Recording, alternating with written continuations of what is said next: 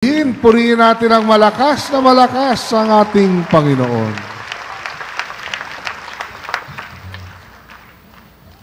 Ang kapayapaan ay sumainyo. Brothers and sisters, tonight's healing message is taken from the book of Joshua, chapter 1, verses 1 to 9. After the death of Moses, the servant of the Lord said to Joshua, son of Nun, Moses' aide, Moses, my servant, is dead. Now then, you and all these people get ready to cross the Jordan River into the land I am about to give them, to the Israelites. I will give you every place where you set your foot, as I promised Moses. Your territory will extend from the desert to Lebanon, and from the great river, the Euphrates, all the Hittite country, to the great sea on the west. No one will be able to stand up against you all the days of your life. As I was with Moses, so I will be with you. I will never leave you nor forsake you.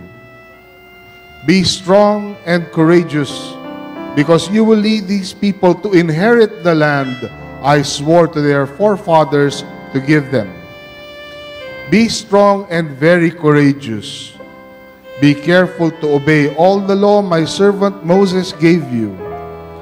Do not turn from it to the right or to the left, that you may be successful wherever you go. Do not let this book of the law depart from your mouth. Meditate on it day and night, so that you may be careful to do everything written in it. Then you will be prosperous and successful. Have I not commanded you? Be strong and courageous. Do not be terrified. Do not be discouraged, for the Lord your God will be with you wherever you go. Glory to God. Glory to Christ Jesus. Okay. Makakaupo tayo at huwag na kayo mag-alala. Lahat na kahilingan nyo ay tinugunan ng Panginoon. Kaya makakahinga na kayo ng maluwag. May babahagi ko sa inyo 4 na salita lang. Ang una ay nagsisimula sa letter M. Mariano. Ang pangalawa ay nagsisimula sa letter I. Ang pangatlo ay nagsisimula din sa letter I. At pang-apat, nagsisimula sa letter I. De las Alas.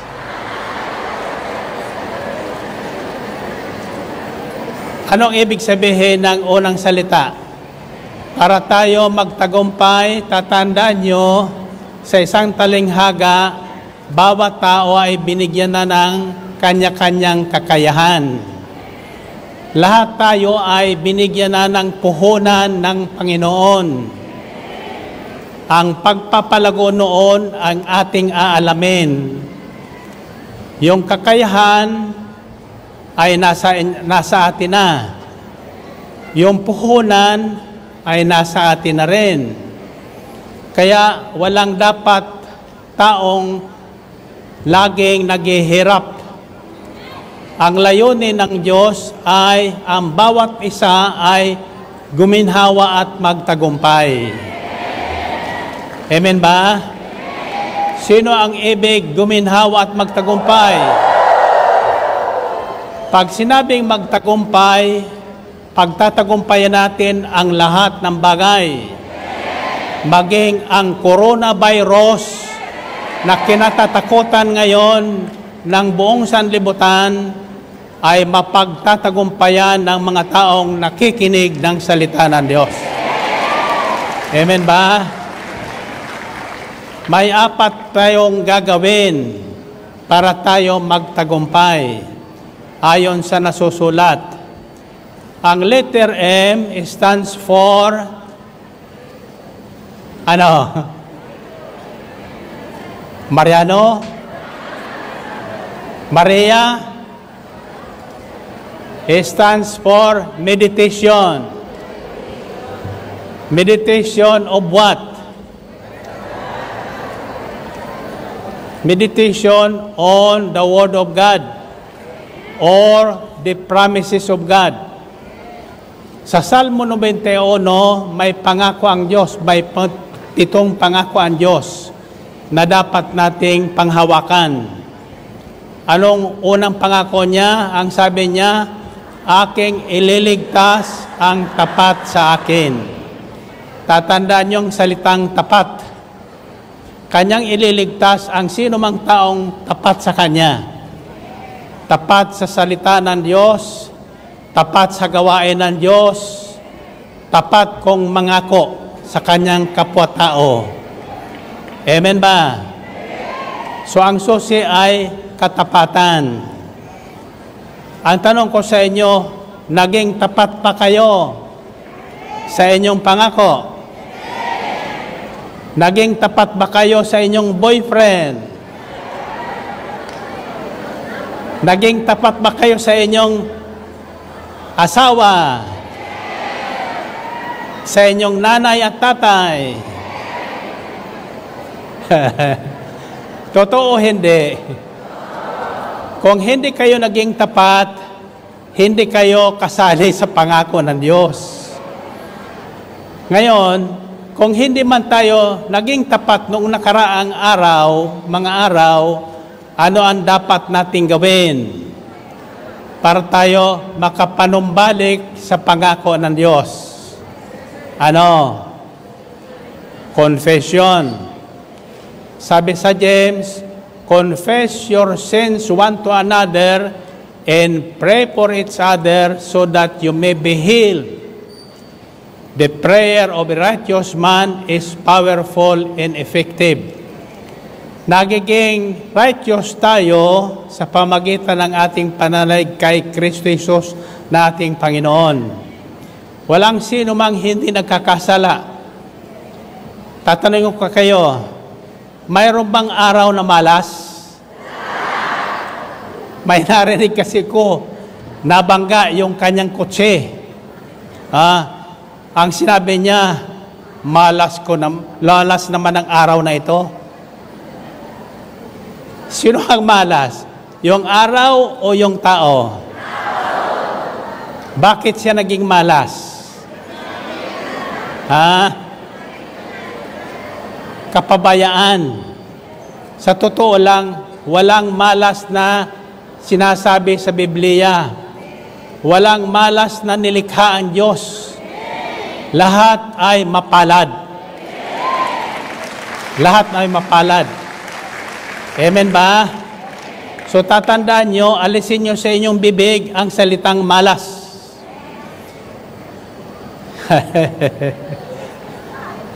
Huwag nyo sasabihin, malas ang araw na ito, sapagkat lahat ng araw na ginawa ng Diyos ay mabuti.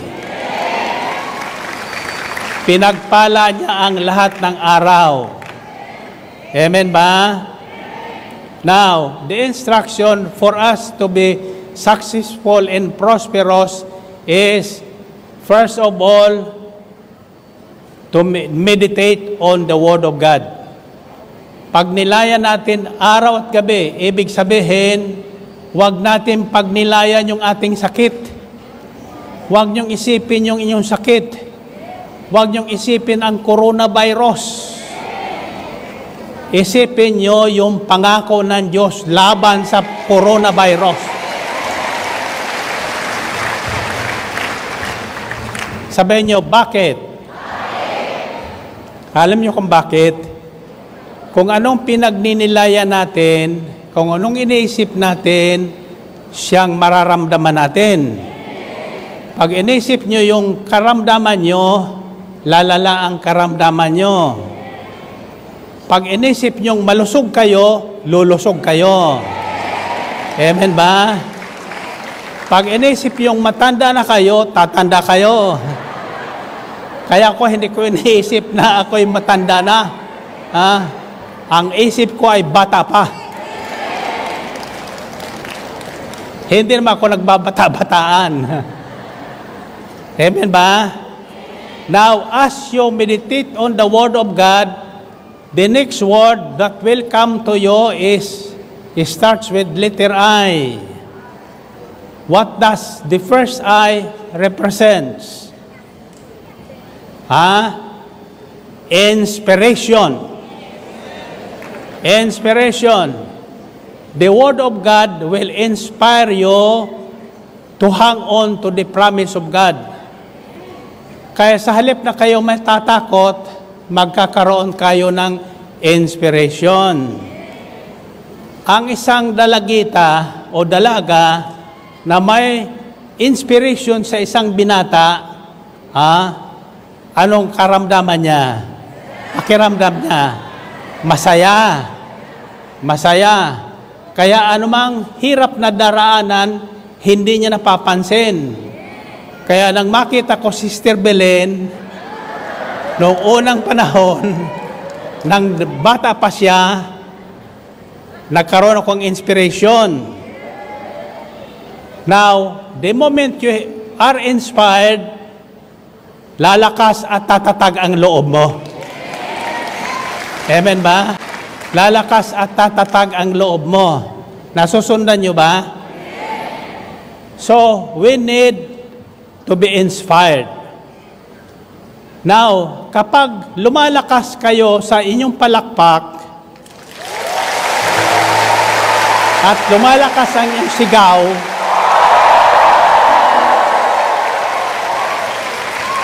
I am inspired. Pag ako inspired, lahat kayo pagpapalain. Amen ba? Pero kapag nakita ko kayong naka-face mask lahat, ma-inspire ba ako? I am inspired today because I see no one with a face mask. Ibig sabihin, malakas ang loob nyo. Pag malakas ang loob natin, malakas ang immune system natin. Ang panglaban sa lahat na sakit ay palakasin ang ating immune system. If you are not inspired, your immune system will go down. Kaya maraming sakit na darating. Kahit walang corona na yan, papatayin kayo. Ngayon, kawawa naman ang mga airline. Maraming canceled flight. Bakit? Takot ang mga tao. Maraming pagtitipon ngayon at ang balita ko sa Macau, bawal ang prayer meeting.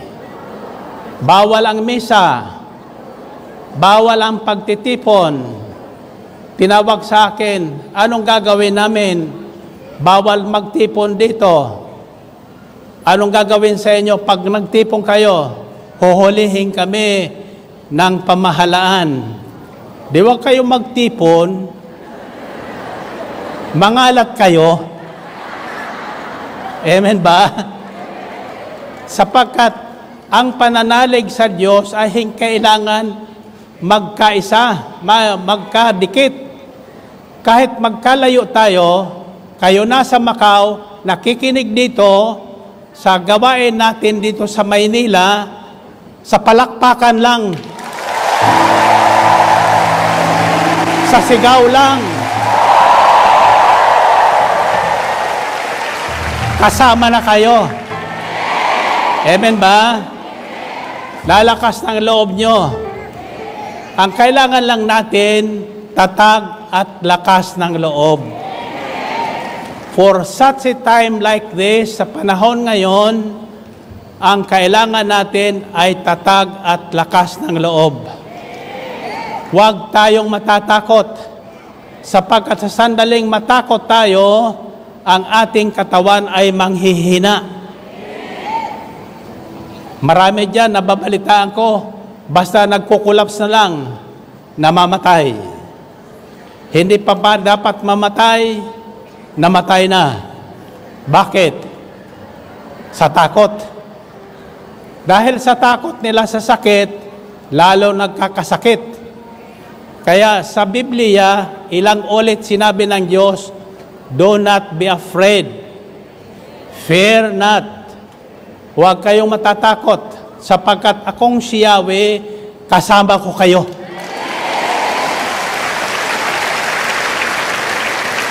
Kung kasama natin, tayo naniniwalang kasama natin ang Diyos, bakit tayo matatakot? Amen ba? So ang kailangan natin, lakas ng loob. Now, saan ang gagaling ang lakas ng loob ni Brother Mike?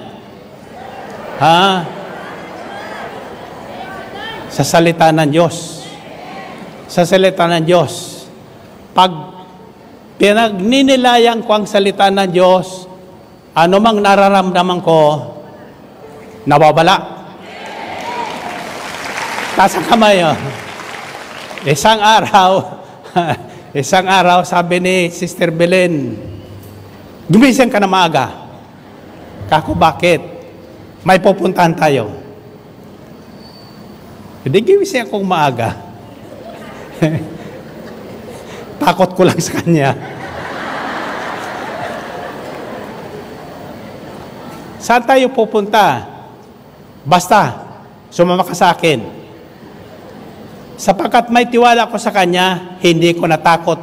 Sama ko dalhin ng aking may bahay. Amen ba? Now, so as you meditate on the Word of God, and by the way, how do you meditate on the Word of God? Ang sabi sa Biblia, do not let this book of the law depart from your mouth. Ano ang ibig sabihin nun? Huwag sinabi sa Tagalog, huwag mong kaliligtaang basahin. Pero inulit ko po ang sa wikang English, ang nasasabi doon, do not let this book of the law depart from your mouth.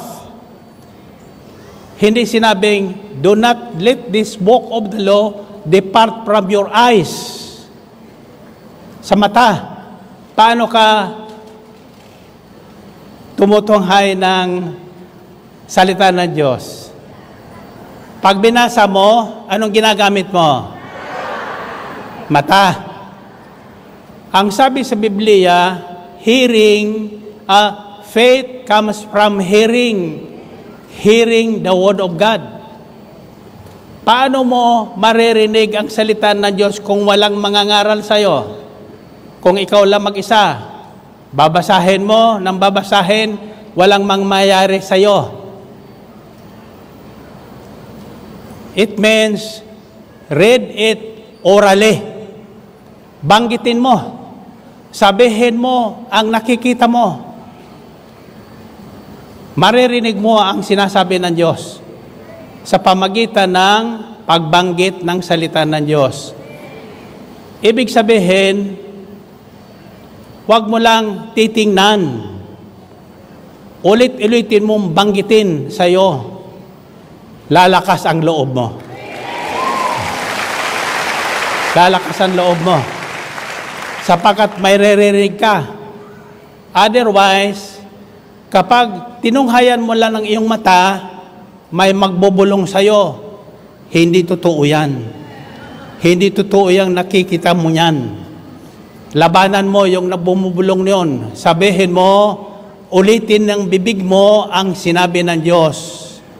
Banggitin mo ang sinabi ng Diyos. Amen ba? That is how to meditate on the Word of God. Ulit-ulitin mo. Banggitin mo. Sabihin mo. Anong sinabi ng centurion sa Panginoon? Just say the word and my servant will be healed. Sabihin mo. Kung anong sabihin mo, siyang maririnig sa'yo, maririnig mo. Kung anong marinig mo at sinabi mo, siyang darating sa'yo. Tatandaan nyo, maraming buhay na gumagala sa hindi natin nakikita. There are spirits all around. Natatandaan nyo ng isang radyo, kapag nag-tune in ka doon sa istasyon na yon, may maririnig kang sound. Sa television naman, kapag nag-tune in ka doon sa television na yon, may makikitang image at sound. Anong ibig sabihin nun? Yun ang naririnig mo sapagkat nakatuong ka doon. Sa mga advertisement, anong sinasabi? Noot sa ang sarap. Pag hindi sinabi yon, hindi mo maintindihan. Now, ina-advertise yun sapagkat hindi mabili. Pag in-advertise, yung nakikinig naman at nanonood, matikman nga yan. Matikman nga yan. Mabili nga yan. Totoo hindi? Kaya tayo napapabibili. Amen ba? So as you meditate on the Word of God, ganito po yung meditation na sinasabi. Nakakain na ba kayo ng ice cream? Ang pagkain ng ice cream ay hindi isang subo lang. Ninanamnam yan. Dinidilaan. Amen.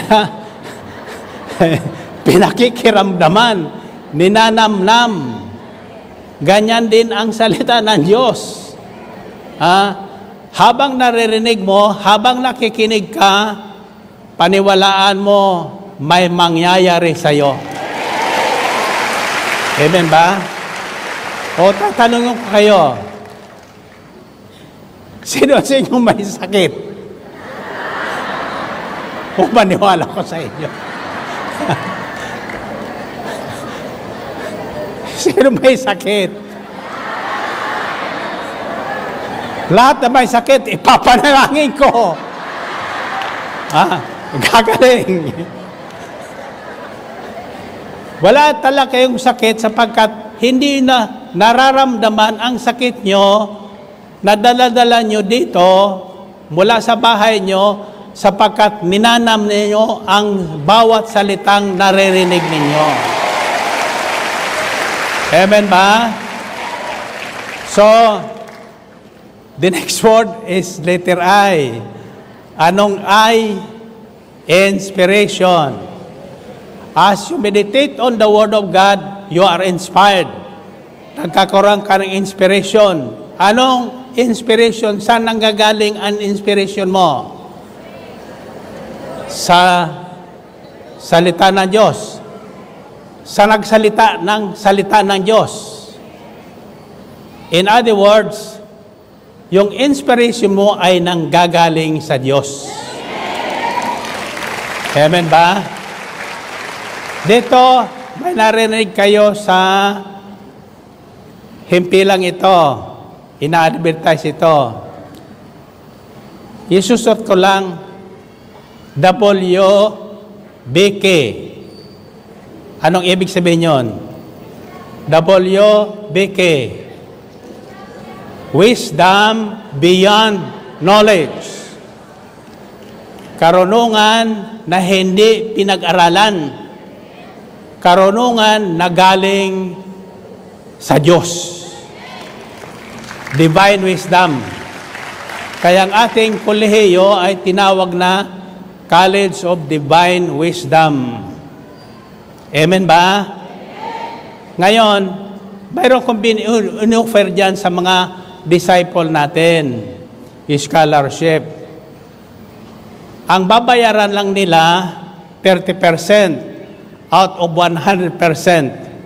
Kapag ang average score mo sa mga subjects ay 83%. Narinig ko isang disciple, di ko papangalanan, sabi niya, Kaya ako nagsisikap na magkaroon ng 83% para hindi ko magbayad ng 70%. Now, tama ba yon? Ha? Hindi tama yon. Sapagkat pwede kang makakuha ng full scholarship. Wala kang bayad, 100%. Kung sisakapin mong yung 83%, ay maabot mo yung 90%. If your grade is in every subject is not less than 90%, you are entitled to full scholarship. Wala kang babayaran. Wala kang babayaran tuition fee, wala kang babayaran kung ano man. Libre lahat. Now, babalik natin sa kakayahan. Sabi sa isang talahaga, bawat isa sa atin ay binigyan na ng Diyos ng kanya-kanyang kakayahan. Anong ibig sabihin ng kakayahan sa English? Ability. Ability. Ang bawat isa sa atin ay binigyan na ng kanya-kanyang kakayahan. At binigyan na rin ng mga puhunan ayon sa kanya-kanyang kakayahan. The parable of the talent says, yung isa binigyan ng 5,000. Yung isa binigyan ng 2,000. Yung isa naman, 1,000. Ayon sa kanya-kanyang kakayahan. Bawat isa sa atin ay binigyan na ng puhunan. Palaluguin na lang natin yan. Ayon sa ating kakayahan. Binigyan ka ng 1,000, sapagkat alam ng Diyos, kaya mong palaguin yung 1,000 yan. Binigyan ka ng 1,000,000, sapagkat alam ng Diyos, kaya mong palaguin ang 1,000,000. Ayon sa kakayahan mo. Anong ginawa nung 1,000? Tinago. Bakit niya tinago? Natatakot malugi. Kaya maraming babaeng tumatandang dalaga. Bakit? Natatakot mabigo. Marami rin lalaking tumatandang binata sapagkat natatakot ng pananagutan sa buhay. Natatanda nyo? So, ang unang instruction ng Diyos ay huwag kang matakot. Lakasan mo ang iyong loob. Lakasan mo ang iyong palakpak.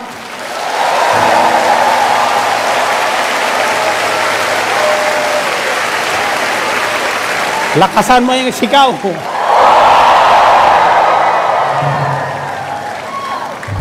Taasan mo yung talon.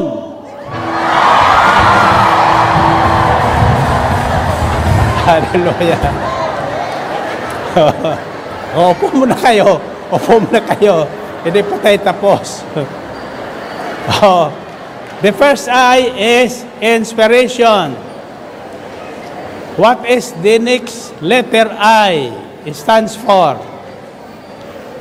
As you are inspired, sabi sa Ephesians 3:20, sa Diyos na makagagawa ng lahat, maaari mong hingin at isipin. Now to Him who is able to do everything you ask for or imagine. Anong ibig sabihin ng letter I? Imagination. Marunong ba kayo mag-imagine? Ang problema natin, ang ini-imagine natin, kapag tayo may sakit, mamamatay. Lalala. Diba?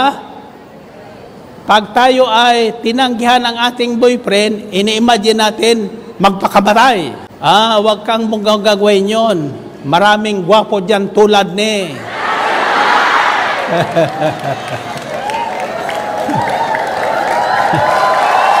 O, taas ang kamay nyo, taas ang kamay nyo. Pag nabanggit ko ang gwapong yan, may himala na kayo. Amen ba? So, as you are inspired, you start to imagine the things that God has promised. Kaya tayo nagkaroon ng ganitong house of prayer. Because, nung mga binabatikos ang inyong punong lingkod, kung saan ko dinadala ang inyong mga ikapo at mga offering, sabi ng aking may bahay, ipunin mo yan at magpatayo ka ng simbahan. Hinahanap ng tao yan. Gaano naman yung ating naiipon? Nang may maipon na siyang mga 300 million, nag-imagine ako, kaya ito. I imagine, as I was inspired, I started to imagine. In other words, when you start to imagine, guguhit ka na. Guguhit ka na. Kung ini-imagine mo magkakaanak ka ng gwapong tulad ni, iguhit mo ng ilong. Iguhit mo na yung mata niya, tainga. Nasusunod nyo ba? You start to imagine. Ang sabi ng Diyos sa Ephesians 3:20, lahat na maaari mong hingin at imaginein at isipin. So as you are inspired, you start to imagine the things that are beautiful and lovely. Huwag mong isipin yung pangit. Huwag mong isipin yung kahinaan.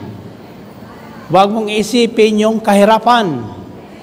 Huwag mong isipin yung kabiguan. Isipin mo, ginhawa at tagumpay. Amen ba? So, M-I-I. Meditation.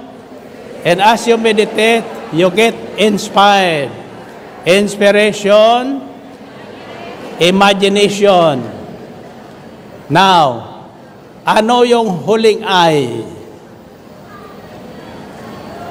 Maraming nagninilay ng salita ng Diyos, maraming nakikinig ng salita ng Diyos, maraming na-inspire, maraming nag-imagine, kung sari-saring na-imagine, pero yung huling ay hindi nila ginagawa. Kaya ba lang nangyayari sa buhay? Ano yung huling ay? Gusto nyong malaman? Sa Sabado.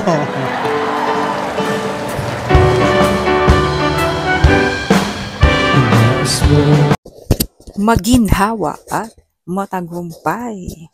Ayan, mapagpalang oras po, mabiyayang oras po saan man po kayo naroon sa buong mundo.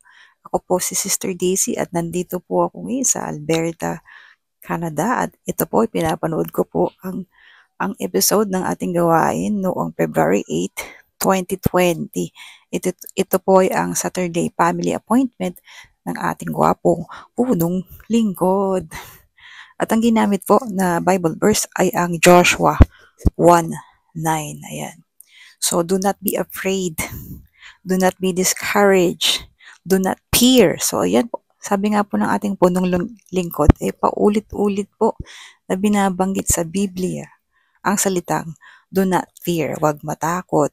Huwag mabalisa.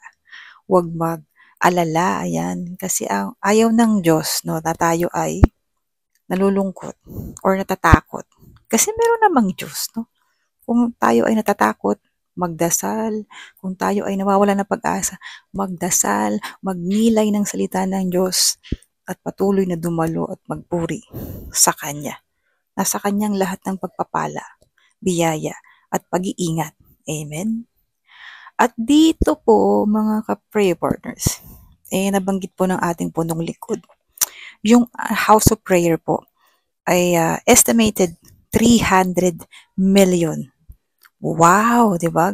Ganun ka-bless ang ating mga kapatid, no? Ang ating mga members ng El Shaddai Ministry. Kasi po ang prayer house ay natapos po siyang gawin noong 2011. Ayan, ang prayer house po ay bunga ng inyong mga ika po. Amen po. Bunga ng inyong pagtitiwala sa Diyos na kahit hindi niyo po nakikita, ang Diyos ay nagbibigay po kayo. Ito po ay sa pagpapalaganap at papapatuloy pa rin ng pagpapahayag. Ayan, puro pagpapahayag ng salita ng Diyos. At meron po siyang binahagi ang ating servant leader na 4-letter, letter M, letter I, at letter I. So letter M start with meditation, M. I is inspiration. Another I is imagination. At ang panghuli, ayan, nabitin po tayo dyan. Yun po ay implementation. Ayan, kung gusto niyo pong panoorin ng buo, muli po, ang link ay nasa comment section po.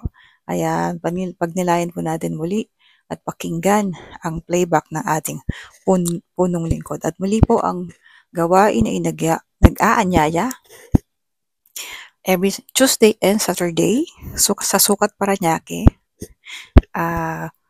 sa Dionisio, at dyan po siya sa Ambel City Grounds. At ang ating Amor Solo prayer meeting ay patuloy din po Monday, Wednesday, Thursday, and Friday sa 118 Amor Solo Building, Legazpi Street, Makati City. Ayan, patuloy po tayong makinig, magtiwala sa mga himala at pagpapala ng Diyos. Dumalo, no? Lahat, saan man po kayo naroon? Sa Pilipinas, sa amang chapter, dumalo pa tayo makinig. Sapagkat sa pakikinig po, lumalakas ang ating tiwala sa Diyos. Ang lakas na galing sa itaas. Ayan. Pagpalain po tayong lahat, and thank you mga ka-pray partners, brother and sister, and see you sa next video.